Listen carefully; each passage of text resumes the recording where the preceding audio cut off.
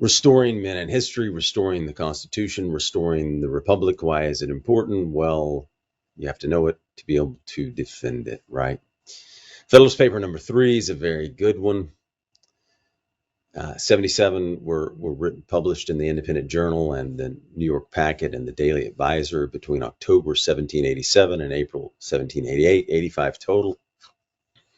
So what were they trying to do? John Jay in this paper and others was talking about several things, but one big thing was, do you want to be a confederacy, 3 or 4 confederacies, or 13 separate states, or a national government and unity? So we talked a little bit in Federalist number 2. We're going to go on in Federalist number 3. This is a good paper.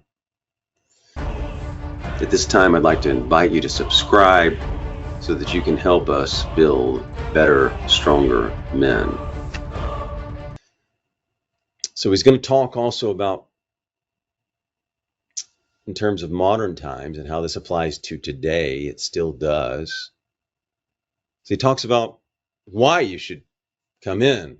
One reason is we'll be able to protect the border states for you better than you can on your own. So come in, jump into this union, and we'll protect you from the border nations.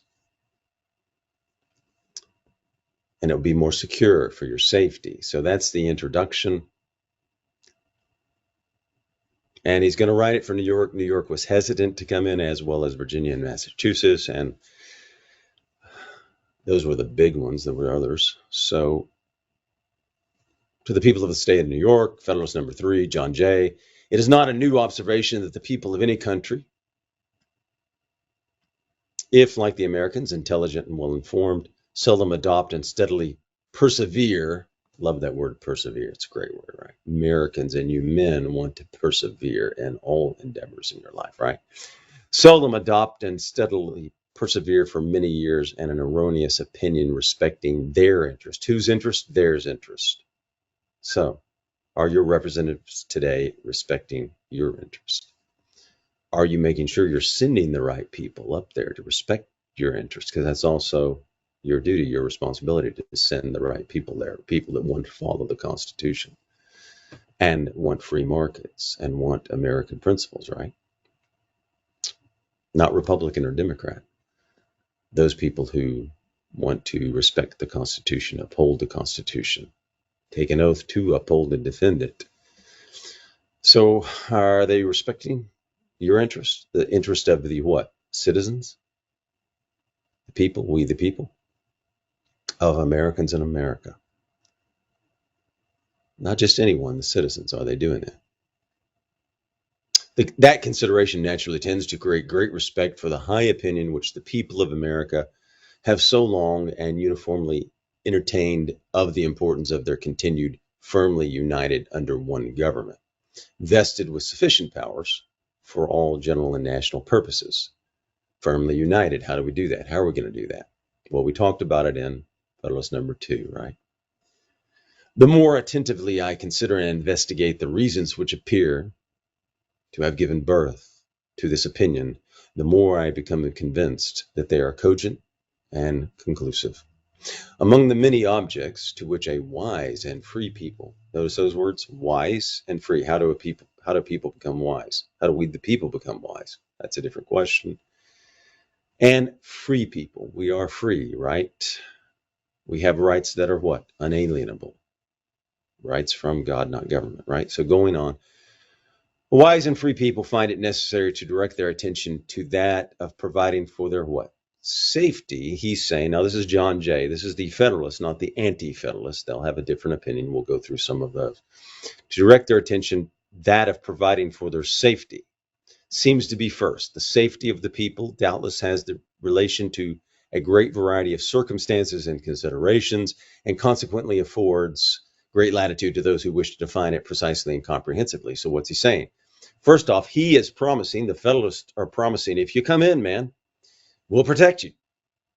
You'll be more what? Safe. So he's saying, come in, be one, don't be 3 or 4 confederacies, don't be 13 separate states, and we'll protect you better. You'll have better what? Safety. So that's what the promise of the Federalists are here.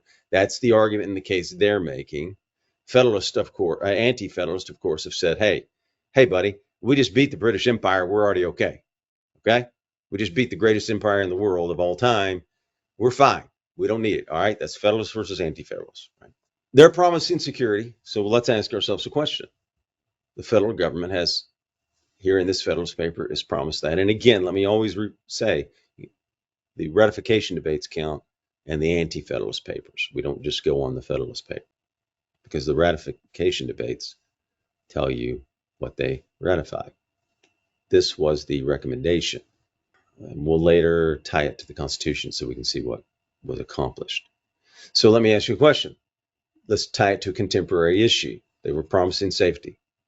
Do the people in the border states of the United States feel safe? Do the people in El Paso, have you seen those videos in El Paso? Take a look at those videos and look at the state of El Paso today because of illegal aliens crossing the border. Take a look at some of the border towns and the complaints in those areas. Do those people all across the long Texas border feel safe at night? Would you feel safe in a farm or in a ranch in Texas, Arizona, California? Would you feel safe there? Now let's go on.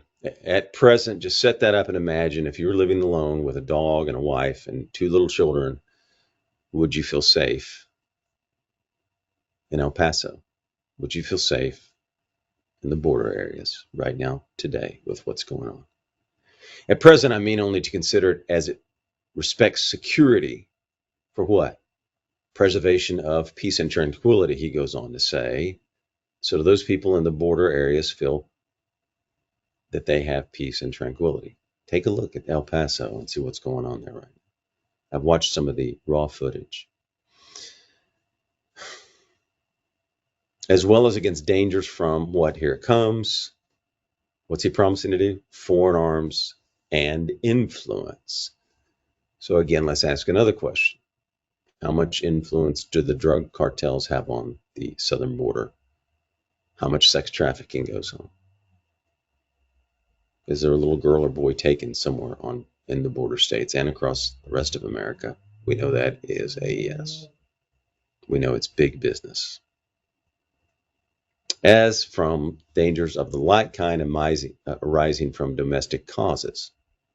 So he's saying here, let's don't just talk about the border only. That's going to assuage disputes among the states and between the states. If they come into this union, there'll be less problems with the states fighting each other. That's what he's promising, or suggesting, or making an argument for.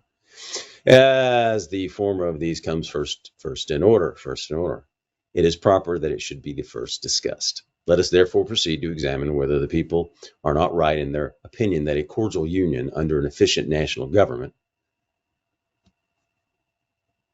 efficient, not all powerful, affords them the best security that can be devised against from what? What does he say here? Hostilities from abroad. What does abroad mean? Beyond the bounds of your country. That would be what?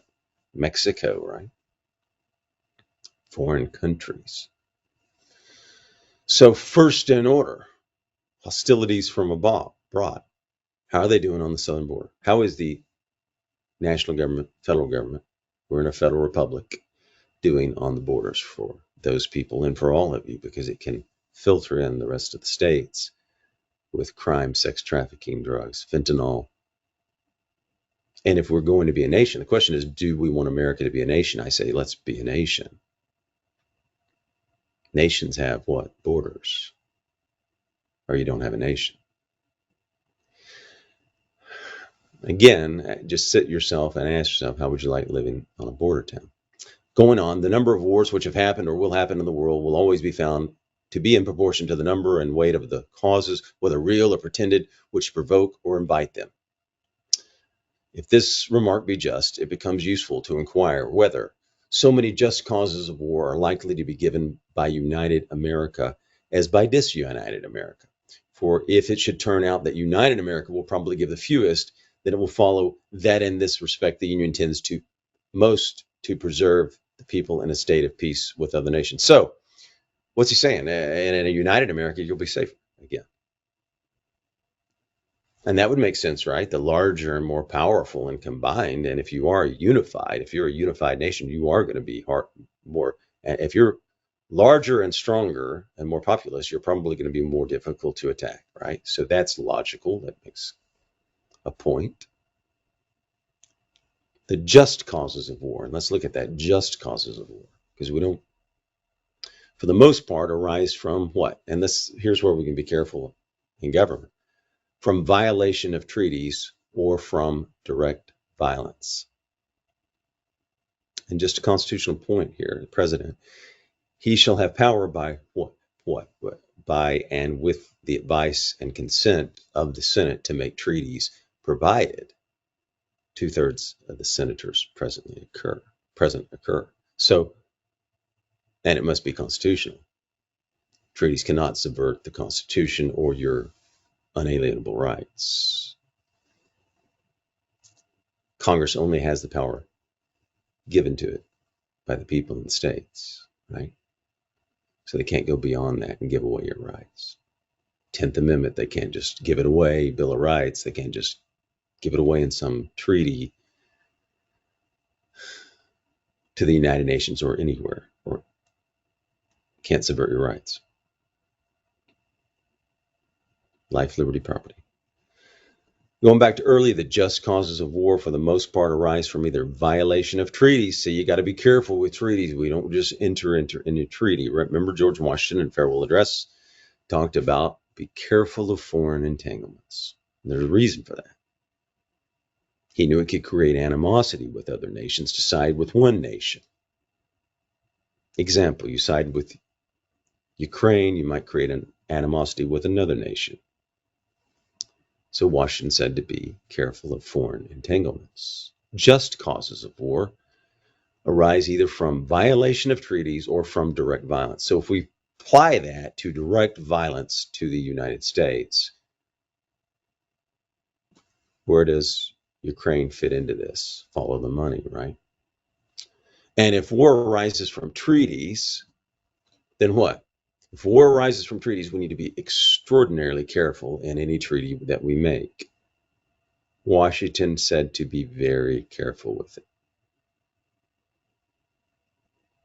We don't want to get in a war and send men and women to die for the wrong reasons. And remember, importantly, no treaty can subvert the Constitution. They don't have that power to subvert it. Congress only has the power given to it. That's a very important part of when dealing and making treaties. And we should be very careful in any treaty. Treaty should serve what? The interest of the American people. All right, he talks about these treaties. America has already formed treaties with no less than 6 foreign nations. All of them except Prussia are maritime and therefore able to annoy and injure us. She has also extensive commerce with Portugal, Spain, and Britain, and with respect to the two latter, has in addition the circumstance of neighborhood to attend to. It is of high importance to the what? Peace of America. So he's saying we want peace and tranquility and safety. We don't want to go running around agitating, Washington said. Well, Washington said we don't want to agitate, create animosity. This is the important thing. That she observed the laws of nations toward all these powers, and to me it appears evident that this will be more perfectly and punctually done by one national government than it could be done by 13 separate states or by 3 or 4 confederacies.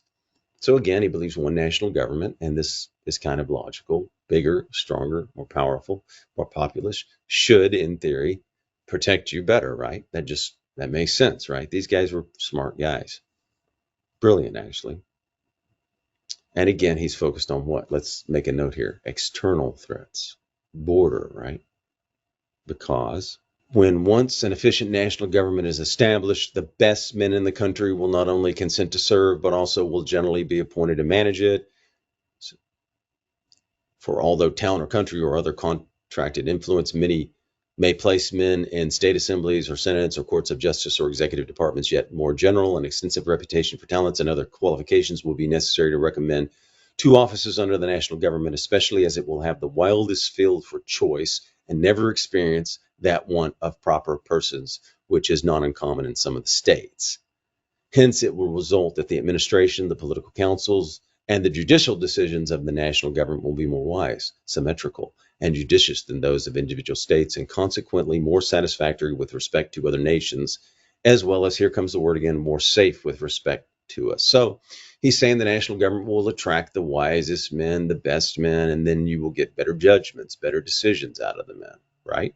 Than you would if it was just 13 separate states, 3 or 4 confederacies. Again, his point is wisdom here. You'll get wiser, better men. You'll get the best men that'll want to go. Okay? That's a good point. That's his point. And ask yourself today, are we getting the best people today in the national government? Now, we've gone way away from the Constitution that they ratified. Okay? We'll go into that another day. Let's stick to this Federalist paper. But reps do what? They take an oath to uphold and defend the Constitution. Are they doing that? Are they protecting the Constitution that they take an oath to defend? Ask yourselves that. You need to send reps that protect and defend the Constitution. It's what protects you. You have a choice when you vote. You have a choice when you work for someone. If not, it can lead to tyranny, and your freedom can be gone and extinguished. Now let's go on, because under the national government, treaties and articles of treaties, here's back to treaties. Notice the focus on the external, as well as the laws of nations, will always be expounded in one sense and executed in the same manner, whereas adjudications on the same points and questions in 13 states or in 3 or 4 confederacies will not always accord or be consistent in that, as well as from the variety of independent courts and judges appointed by different and independent governments, as from the different local laws and interests which may affect and influence them. The wisdom of the convention in committing such questions to the jurisdiction and judgment of courts appointed by and responsible only to one national government cannot be too much commended. So, more consistent treaties, if you have 1 rather than 13 or 3 or 4, more judicious, he's saying. That's his argument, at least. And naturally, there's a point there, because you want, if you were a separate confederacy, you would want what? If you had 3 or 4 confederacies, you would want the president of your confederacy to be looking out for your interest, like our people and reps should be looking out for the interest of Americans. So, yes, if you had 3 or 4 confederacies, each president, in theory, should be looking out for their own people. That's common sense, too. It's the way it should be done. Just like our reps in Washington should be looking out for their constituents. Because the prospect of present loss or advantage may often tempt the governing party in 1 or 2 states to swerve from good faith and justice, but those temptations not reaching the other states and consequently having little or no influence on the national government, the temptation will be fruitless and good faith and justice to be preserved. The case of the Treaty of Peace with Britain adds great to this question. So, if 1 or 2 states swerve from good faith and justice, he's saying, and his argument is, it won't affect the national government. They'll still be able to make the correct and judicious decision, because 2 states can't affect the whole union if there's 13 coming together. Right? So again, it's the national government looking out for the interest of our citizens in regards to our southern border. Let's apply it to that today, because that's a problem. It's been a problem for a number of years that we've never worked out, that our national government has actually not ever worked out. Drug cartels, sex trafficking, and fentanyl. So, because even if the governing party in a state should be disposed to resist such temptations, yet as such temptations may and commonly do result from circumstances peculiar to the state and may affect a great number of the inhabitants, the governing party may not always be able, if willing, to prevent the injustice meditated or punish the aggressors. Well, okay. Willing and able, willing to prevent the injustice meditated. Well, right now, the federal government has not been willing to deal with the southern border, nor have they been willing to deal with the debt or the entitlements, or pretty much a lot of things, right? They're not dealing with the large issues for you. So the national government's not doing too well right now. Because that debt act should have been cut, but this is not about the debt, this one. So let's go on. But in point, since it does deal with external threats and borders and border states, in regards to Federalist 3, the national or federal government has not dealt with securing the border. Border security is a complete and epic failure from your Congress and your president. They got to be willing and able to do it. And there's a guy in one of the groups that always asks, how do we deal with injustice at the federal level? What's the penalty for that? Jeff. He's always asking that question. Where was that built in? Well, we're not going to answer that today, but because we're on Federalist number 3. But the point is, where's the penalty? But one thing is, the reason the House of Representatives was set up, and this is not the answer to that question. How do you, because he's talking about it, how do you put them in jail? How do they really go to jail, and what happens to them when they're really breaking the laws and Constitution? But one point that you can do is not send people up back to Washington every 2 years that keep breaking the Constitution and the law. But the national government, not being affected by those local circumstances, will neither be induced to commit the wrong themselves nor want power. Well, this is interesting, nor want power. Well, we know that the anti-federalists disagreed with this right away. Patrick Henry said they will want more power, and they do, and we've seen it, and they have done that, to prevent or punish its commission by others. Again, we know both sides. The Uniparty has wanted power. They've gotten us in bad wars. Look at the debt. It's atrocious. They've gone into unconstitutional areas, and that has increased your debt. Police powers, health powers, welfare, unconstitutional areas.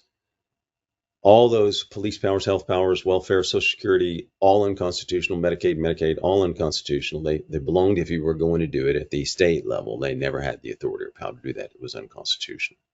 So they have done what the Anti-Federalists said they would do. We would appreciate it if you would subscribe and help us build better, stronger men.